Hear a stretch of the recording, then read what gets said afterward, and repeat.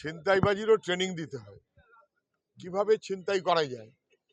আর যাদের কাছে ছিনতাই করবে তারা যদি খুলে বসে থাকে, এসো বসো, ইডির ঘেরাটোপ, তার মধ্যে মুখ্যমন্ত্রী কি হাজির হলেন, এবং হাজির হলেন শুধু তাই না, পুলিশ না, আইএএস অফিসার সঙ্গে কি কাজ ছিল তাদের? তারা কি তৃণমূলের দালালি করতে গেছিল? আসলে মুখ্যমন্ত্রীর প্রাণ ভোমরা ওই আইপ্যাকের কাগজের মধ্যে লুকিয়ে আছে, কারণ ওখানে পাচারের কাগজ সব ভর্তি। পাচারের কাগজের মধ্যেই মুখ্যমন্ত্রীর নিশ্চয়ই প্রাণ ভোমরা লুকিয়ে আছে।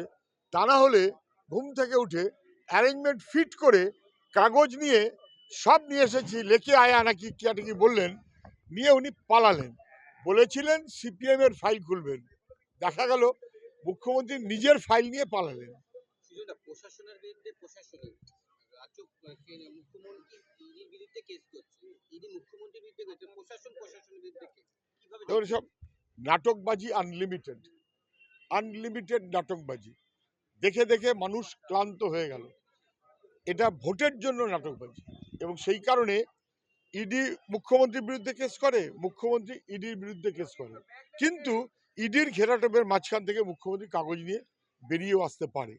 কিন্তু ইডিকে ধরা উচিত অফিসারদের, কার নির্দেশে মুখ্যমন্ত্রীকে এবং কোনো ব্যবস্থা করা ছাড়া এই সমস্ত অ্যালাউ করে ফেললো কি করে, কি করছিল ওরা।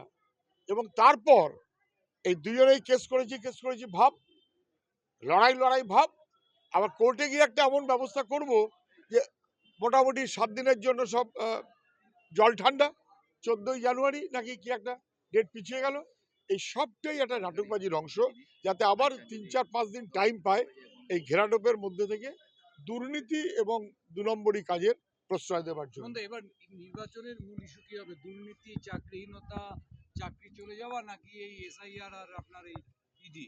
দেখুন, নির্বাচনের কেন, মানুষের জীবনের মূল ইস্যু তার জীবিকা, শিক্ষা, তার কাজ, তার স্বাস্থ্য, মানুষ হিসেবে গড়ে ওঠা। আর যারা মানুষের মনোভাবে রাজনীতি করতে চায় না, দখলদারি রাজনীতি করতে চায়, তারা এই সমস্ত সাবজেক্টগুলোকে ঘুরিয়ে দিয়ে কখনো এসআইআর, কখনো অন্য কিছু। এর আগের ইলেকশনের এজেন্ডা ছিল ভয় দেখানো, নাগরিকত্ব, সিএ এর ভয় দেখিয়ে ভোট নিয়েছে। এবারে এসআইআর এর ভয় দেখিয়ে ভোট নেবে, এবং এসআইআর এর ভয় দেখিয়ে দুপক্ষের মতন করে চলবে, যাতে মানুষের ইস্যুগুলো হারিয়ে যায়। আমরা সেই কারণেই এই যে বাংলা বাঁচাও যাত্রা, বাংলাকে বাঁচাবার জন্য মানুষের ভবিষ্যতের লড়াইয়ের কথাটাই বারে বারে বলছি, বারে বারে বলবো।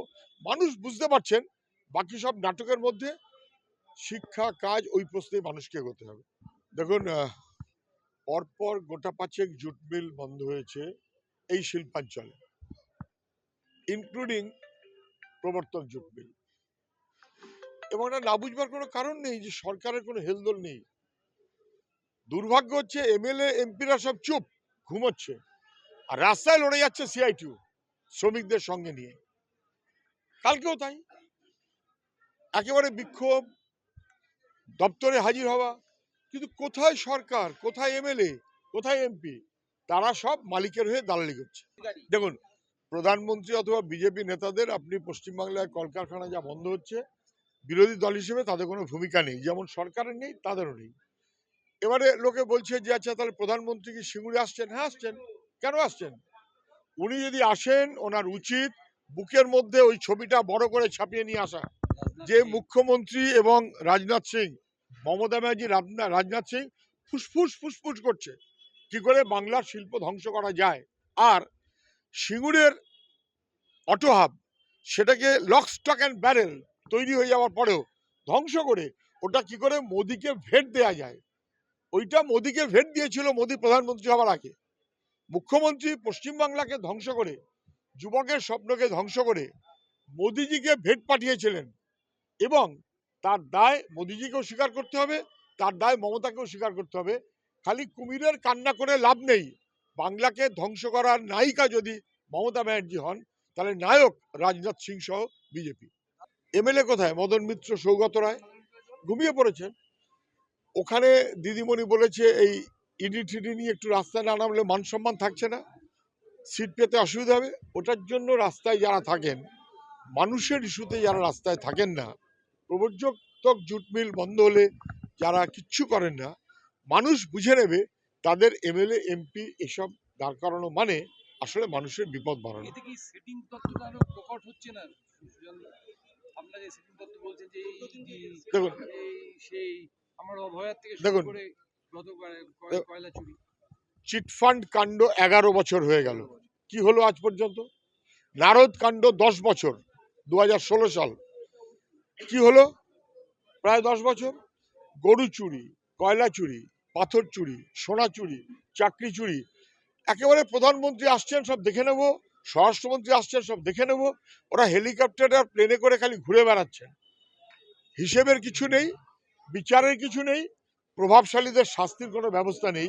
বোঝা যাচ্ছে যতই প্রধানমন্ত্রী স্বরাষ্ট্রমন্ত্রী ভাষণ দিক, দিনের শেষে মোদি দিদি দুজন দুজনকে পাশাপাশি সাহায্য করার জন্য দাঁড়িয়ে আছে। উদ্বাস্তু দপ্তর প্রথম তোলে কেন্দ্রীয় সরকার, মানে সর্বশেষ উদ্বাস্তু ও পুনর্বাসন দপ্তর যেটা ছিল দিল্লিতে, তার যিনি মন্ত্রী ছিলেন তিনি হচ্ছেন মেহেরচাঁদ খান্না। তারপর আর উদ্বাস্তু দপ্তর দিল্লিতে নেই, যেন উদ্বাস্তু সমস্যা নেই।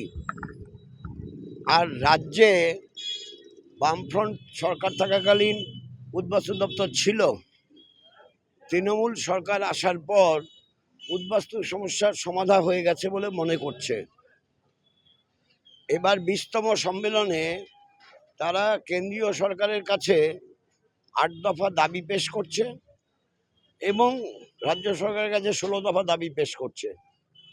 তাদের জীবন জীবিকার ক্ষেত্রে এবং সঠিক পুনর্বাসনের লক্ষ্যে পাট্টা এখনো অনেকে পাট্টা পায়নি, তার সমাধানের জন্য তারা দাবি করছে।